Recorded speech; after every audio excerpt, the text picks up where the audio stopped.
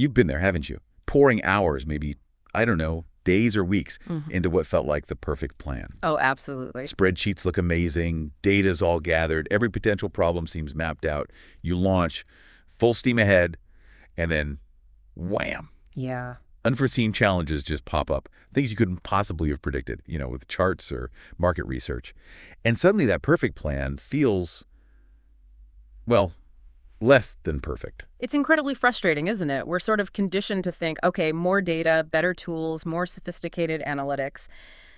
That's the answer when things go wrong. Exactly. We just figure, oh, we didn't analyze enough. Right. But, our listener for this deep dive sent over this amazing stack of sources, articles, research, some really fascinating notes, and they suggest something, well, pretty radical. What if the missing piece isn't more data, but something deeper? More fundamental. What if it's about who you partner with before you even sketch out step one? And that's precisely the core idea we're going to dig into today.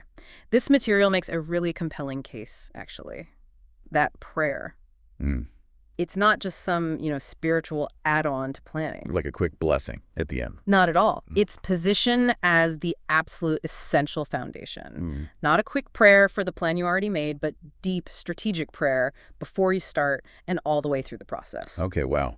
That definitely feels countercultural. We live in a world obsessed with metrics, control, human ingenuity. It does. So our mission in this deep dive is to really unpack these sources, pull out the key insights, and try to understand why integrating this kind of prayer transforms planning, what these sources actually mean by divine intel, and, crucially, how you can actually, do this in practice. Okay, so let's start with that core premise from the sources, this idea of planning as partnership. In our world, we're taught, celebrate human ingenuity, right? Right, we're the masters of our fate, captain of our soul, all that. Exactly. We see ourselves as the architects. Planning becomes this purely analytical thing, very human-centric. It's my vision, my goals, my brilliant strategy to get there. I've got the blueprint. Right. But the alternative that's presented here is that truly robust, impactful plans, the ones that actually last. They're built differently. They're built in partnership. Partnership with? With what the sources call the divine architect. So it's not about imposing our blueprint onto the world, but about aligning our efforts with God's blueprint. They call it heaven's blueprint. Heaven's blueprint. I like that. That image really shifts the perspective, doesn't it? It totally does. It implies we're not just starting from a blank slate. We're collaborating with someone who already sees the big picture, the ultimate design. And the sources mention our creativity, our ability to plan and act, sometimes called the imago Dei, the image of God in us that's actually meant to reflect this partnership. It's not about total autonomy. So our ability to create is actually a sign of our potential for partnership with the Creator. Precisely. Our capacity to imagine, design, execute. It's a divine gift, yes, but it's meant to flourish when it's aligned with God's purposes. And prayer, in this view, becomes our design meeting with God. The design meeting. Okay, that's where the collaboration happens, where his perspective can shape our path forward. Exactly, where we get that alignment. So if that's the ideal planning with the divine architect, why does our usual approach, the purely human, data-driven way, why does it often fall short? What are the sources saying there? Well, they're pretty clear on this. Look, data, market research, SWOT analysis, KPIs, Gantt charts. These are really important tools, right? They help manage what's visible, what's measurable. Absolutely. Can't run a project without them. They have significant limitations. They can only see so much. Okay, like what specifically do these tools miss? What's outside their radar? They miss the unseen stuff. Subtle but powerful cultural shifts that haven't hit the headlines yet, unspoken resistance within a team or community that, won't show up in a survey. The human element. And, significantly, the spiritual dynamics. What the sources sometimes call spiritual strongholds, things actively opposing positive change. And they also miss divine timing, that critical difference between just calendar time, chronos, and the opportune divine moment, kairos.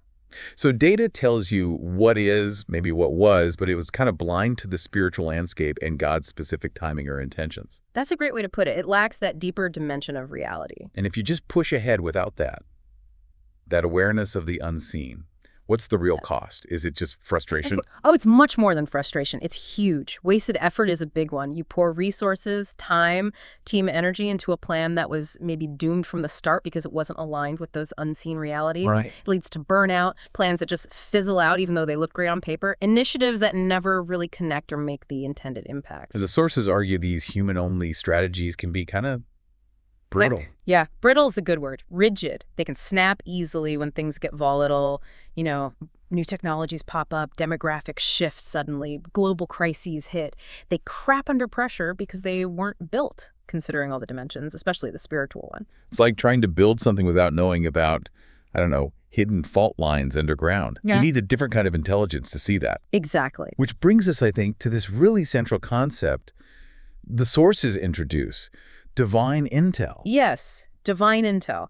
The sources define it basically as strategic intelligence, heavenly counsel, spiritual discernment, insight you get specifically through intentional listening prayer. Listening prayer, that seems key. Yeah. Not just talking at God with your list, but actually creating space to hear back. Exactly.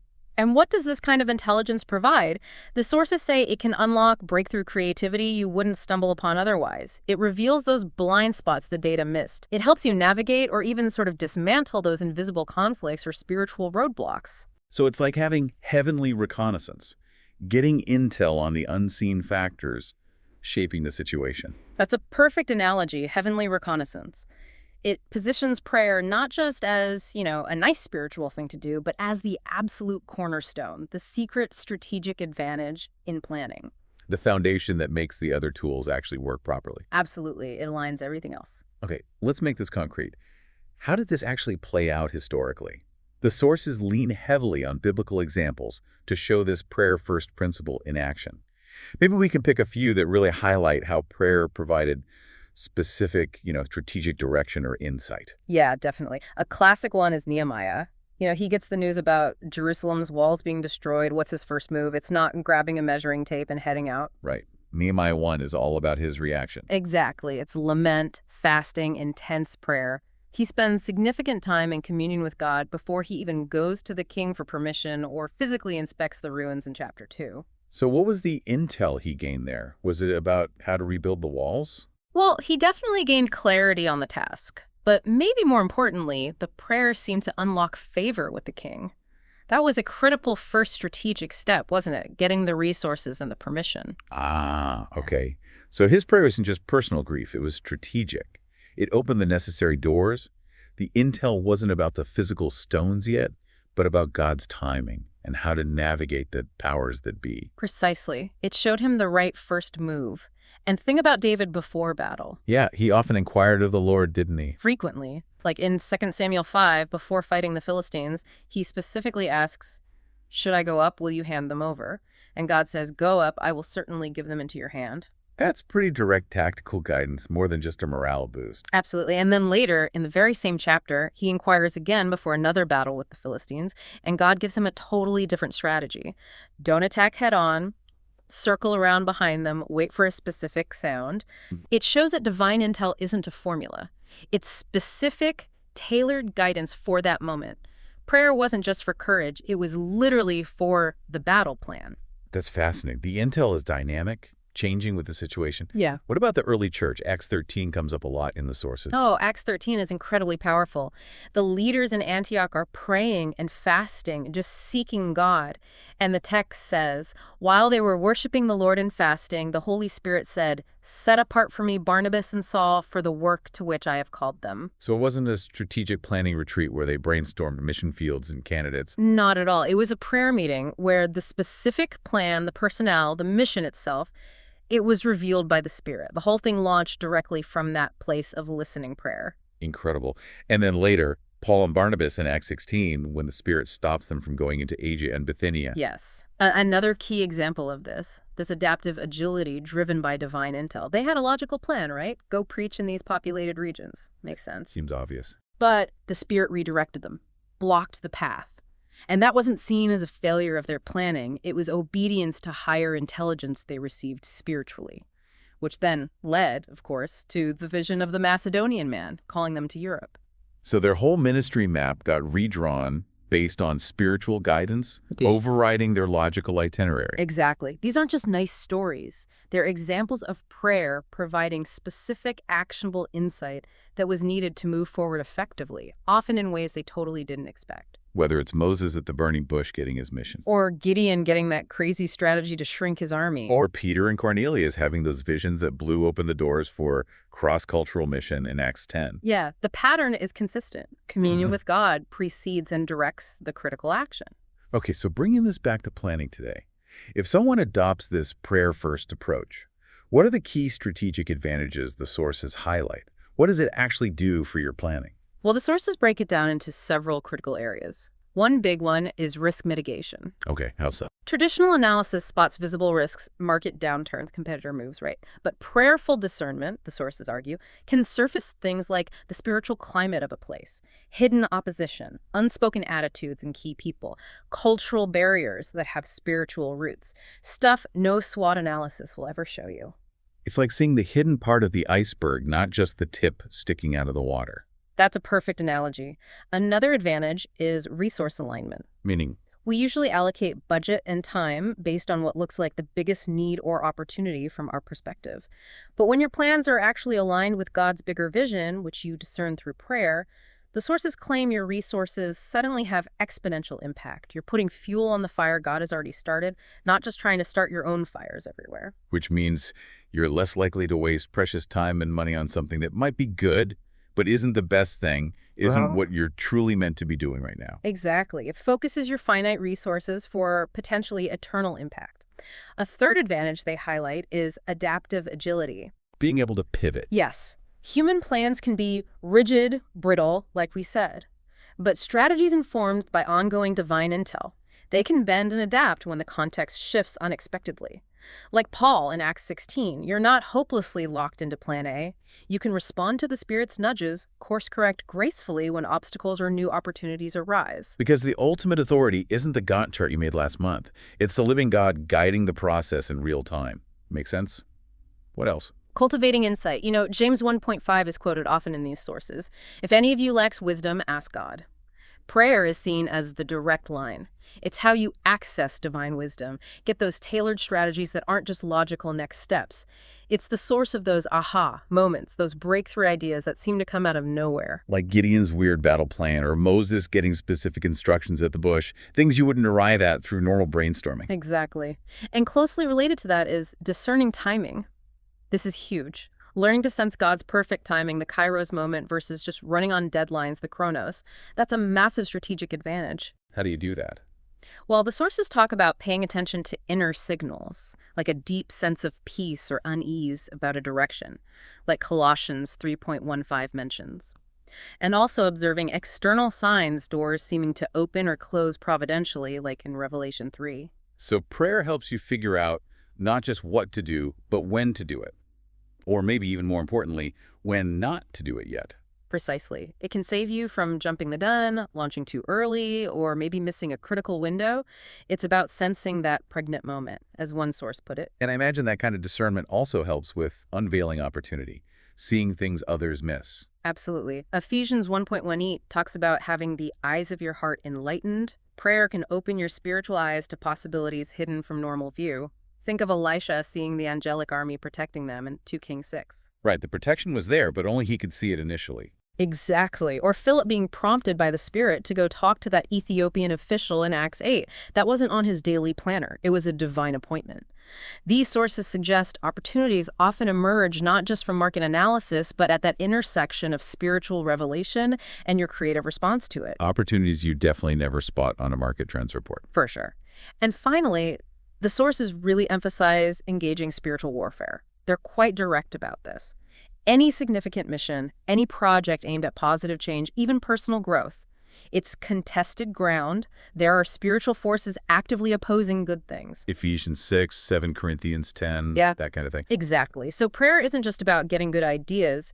It's presented as actively engaging that opposition. Like, what does that look like? It's seen as the primary weapon. It breaks strongholds, it binds the enemy's negative influence, it opens doors that seem supernaturally shut, it establishes God's authority in a situation. The sources basically warn that planning without engaging this spiritual dimension. It's like building a beautiful house in a war zone without any defenses. You're just asking for trouble. Wow.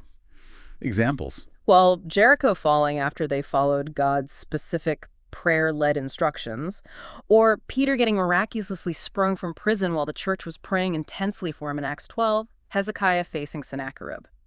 There are many. So it's not just strategic planning. It's developing a spiritual battle plan alongside the practical one.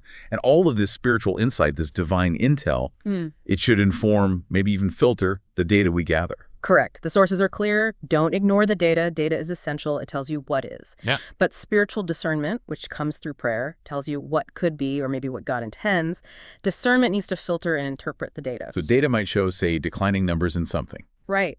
But discernment might reveal the spiritual root behind those numbers. Maybe it's apathy, maybe fear, maybe an unseen ethical compromise bleeding through. Data is indispensable, but it's ultimately secondary to the insight from the one who sees the whole picture, including the hidden spiritual dynamics. This sounds incredibly powerful, potentially transformative, but also maybe a bit overwhelming.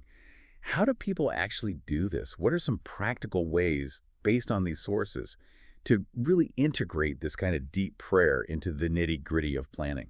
Yeah, that's the million-dollar question, isn't it? It really starts with a fundamental shift in posture, moving prayer from being a quick opening or closing ritual to being this deep ongoing communion that's absolutely central to the work itself. Okay, so how? What practices did the sources synthesize? Well, first, just cultivating a prayer-first posture, meaning before you even open the laptop for that planning session, before you schedule the big strategy meeting, carve out some intentional time, even if it's just 5 or 10, maybe 15 minutes. To do what? To be silent. Maybe read a relevant bit of scripture. Acknowledge your own limitations, honestly, and consciously, deliberately invite the Holy Spirit to be present and to guide the whole process. Create that sacred space first. So literally pause to connect before the action starts. Okay, what's next? Second, cultivate listening prayer. We touched on this. It's more than just presenting your requests. It's intentionally creating stillness, both external and internal, to actually hear. How do you practice that? The sources strongly recommend journaling. Write down impressions that come to you, questions that surface in your mind, specific Bible verses that seem to jump out, or just what feels like a God whisper. Track these over time. Patterns often emerge. Ask specific questions in your journal, too, like, okay, Lord, what's the very next step here? Or what's your heart for this project, really? So you treat the prayer time like a genuine two-way strategy session. You talk, you listen, you take notes. Exactly, like a design meeting. Third, seek discernment and counsel. Ask God specifically for wisdom, James 1.5 again. But crucially, don't try to do this in a vacuum. Share the insights or impressions you're getting with trusted mentors, spiritually mature friends, or dedicated prayer partners. Why is that important? Well, Proverbs 15.22 says plans fail for lack of counsel, but succeed with many advisors. Getting confirmation or even gentle correction from others who are also seeking God is vital. It adds accountability and collective wisdom. Build a spiritually savvy advisory team around your planning. Good point. Okay, fourth. Incorporate prayer into the actual planning rhythms. It's not just a before thing. It needs to be integrated throughout. The sources suggest practical stuff like having prayer kickoffs or short prayer huddles at the start of planning meetings, explicitly inviting God's presence and guidance right then and there. Makes sense. Or creating prayer mounts or maybe vision boards with voice notes that physically sit alongside your project timelines or Gantt charts. You could mark key spiritual pressure points or areas needing specific prayer cover. Schedule regular divine checkpoints. Divine check. Yeah, maybe weekly or monthly prayer audits or align and adjust sessions. You pause not just to review progress against the plan, but to prayerfully seek fresh insight. To check, is there still that sense of peace about this direction? Use Colossians 3.15 as a guide. One really practical idea was implementing a decision pause. A decision pause. Tell me more. Just before finalizing a major decision or proposal, especially in a meeting, take a brief, maybe 30-second or 1-minute silent prayer break. Just a moment to collectively or individually ask for clarity and confirmation before committing. I really like that. It's so simple but could be so powerful, injecting prayer right at the critical decision point. Exactly. Okay, fifth, engage the unseen battle. Remember the spiritual warfare aspect. The sources offer practical ways to do this. One is spiritual mapping. List the visible challenges, like stalled growth, team conflict, community apathy, and then prayerfully brainstorm possible spiritual roots or strongholds underneath them. Is it fear, greed, division? Naming it is powerful. What else? You can open planning sessions by invoking the armor of God from Ephesians 6. Use targeted intercession, praying specific, relevant scriptures directly over the challenges you've identified. Some sources even talked about offensive prayer or prayer strikes, territorial blessing, praying over the physical locations involved, setting up a dedicated prayer watch during critical project phases, and using principles like binding and loosing from Matthew 18 to address specific spiritual opposition. So it's actively praying against the specific spiritual resistance you discern, not just asking for a general blessing on the project. Exactly. It's recognizing you're on a battlefield and acting accordingly. Sixth, integrate discernment and data. We keep coming back to this, but it's crucial. Don't ditch the data. Interpret it through a spiritual lens. Maybe keep a discernment journal alongside your data analysis. Ask questions like, okay, the data says X, but what is God's heart here? What spiritual dynamics might be skewing these numbers, or that the numbers aren't showing? And then bring them together. Yes. Hold a discernment checkpoint meeting where you explicitly compare the analytical findings with the prayerful insights to craft a plan that synthesizes both. Use an ongoing spirit data review to keep calibrating as you implement. So they work together, but discernment leads the way, providing the framework for understanding the data. That's the idea. Seventh, embrace flexibility. If your plans are genuinely being informed by God's leading, you have to be willing to adapt. Be ready to adjust course when God reveals a new direction. Think of Jonah getting rerouted, or Paul in Acts 16. Yeah, that wasn't failure. It was obedience. Exactly. Celebrate those course corrections as successful obedience, not planning failures. Build in some contingency, some mental space for God to surprise you or redirect you. Good point. And finally, Eighth, actionable steps. This is key. Don't let all this amazing insight just stay in the prayer journal or the meeting room. Translate it into concrete, manageable actions. What's the very next smallest step you can take in faith based on what you've discerned? And then review the outcomes prayerfully. Did doors open unexpectedly? Was there that sense of peace, even amidst challenges? Learn from the results. wow, okay, that's a really comprehensive framework. Yeah. It shifts planning from just being this, intellectual exercise. To being a dynamic spiritual journey of co-creation with God. The sources also included some modern examples, right, to Yeah. show this isn't just ancient history or theory, Right. like that Hope Arise Fellowship Riverside Outreach one. Yes, that was a really compelling story. They were a church plant doing fairly traditional outreach, but it just wasn't connecting, wasn't bearing much fruit. So what changed? They committed to regular, intentional prayer and discernment sessions specifically about their strategy. And a clear, pretty unexpected insight emerged. Focus heavily on creative arts to reach the local youth. That's specific. And probably not what the initial demographic data suggested. Likely not. And it wasn't a minor tweak. They apparently redirected significant budget from traditional programs to things like art supplies, performance spaces, even hiring local artists. And the sources said they saw attendance, engagement, even funding increase dramatically. It was a strategic pivot born out of prayer that yielded totally different results than their original plan. That's powerful. And the Brightfields Tech startup example. Yeah, another good one. They had this solid data-backed plan for an educational app, looked good on paper, but user engagement was disappointingly flat. So the founders started incorporating daily listening prayer into their routine. And consistently, this idea kept surfacing. Users weren't just missing better content, they felt disconnected. They were missing relationship. So what do they do? They pivoted the app's focus. They added features for live relational peer mentorship.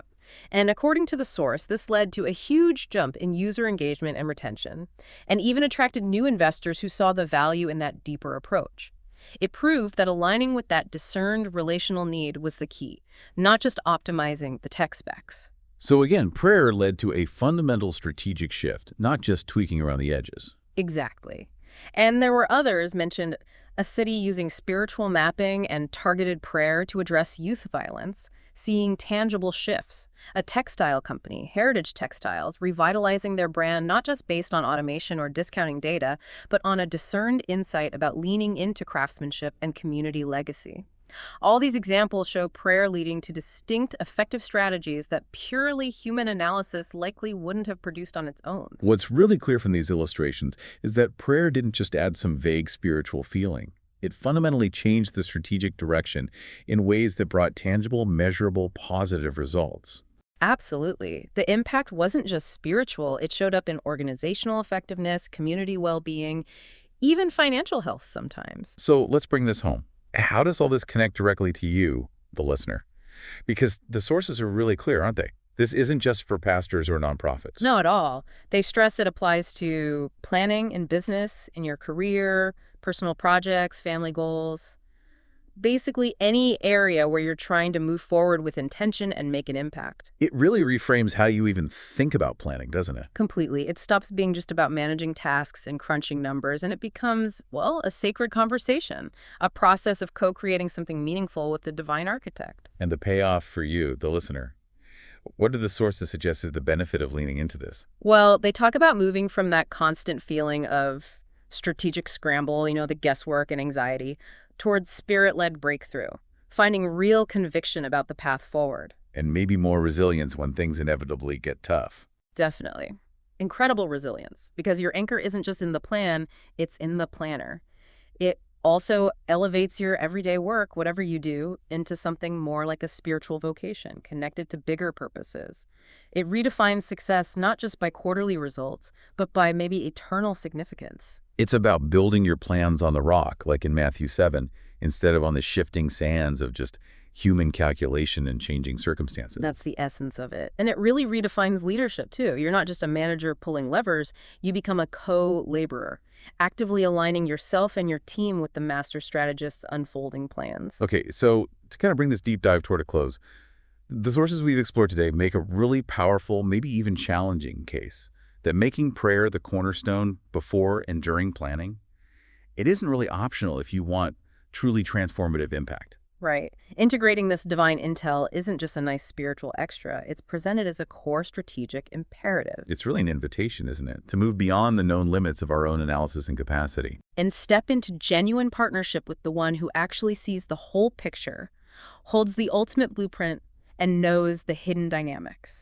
We've covered a lot the limits of purely human planning, what divine intel means, looked at those powerful biblical examples, explored the strategic applications like discerning timing and engaging the spiritual battle, Dug into practical ways to actually integrate prayer into your planning rhythms, and saw how this can play out in modern situations too. The invitation seems to be, take this ancient, powerful practice and integrate it into the modern realities of your planning, whatever that looks like for you. Exactly. So here's a really tangible call to action drawn straight from these sources.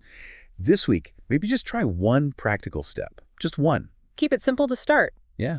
Maybe before your next planning task. Could be for work, could be for a volunteer thing, could even be just planning out your week, carve out maybe 10 or 15 minutes beforehand. Just sit in silence for a bit. Maybe use that journaling idea for just a few minutes. Jot down thoughts, questions, impressions. Or try that decision pause we talked about. Just 30 seconds of quiet seeking before you hit send on that big email or sign off on a key decision. Just start somewhere small. Start by acknowledging your own limits, inviting the Spirit's presence, and maybe just asking that simple question, Lord, what are you building here? And maybe here's a final thought to just sit with, something to mull over from this whole deep dive. Imagine your next plan, that next big project, that significant goal you're aiming for. How profoundly different might it be? How much more impactful, maybe more resilient, definitely more aligned with heaven's deepest intention? If you started it, not with the blank spreadsheet or the whiteboard markers, but with a moment of sacred silence, a posture of genuine partnership, asking that question, Lord, what are you building here and how can I join you in it? May your plans truly become not just clever human strategies, but kingdom constructions built together side by side with the King himself.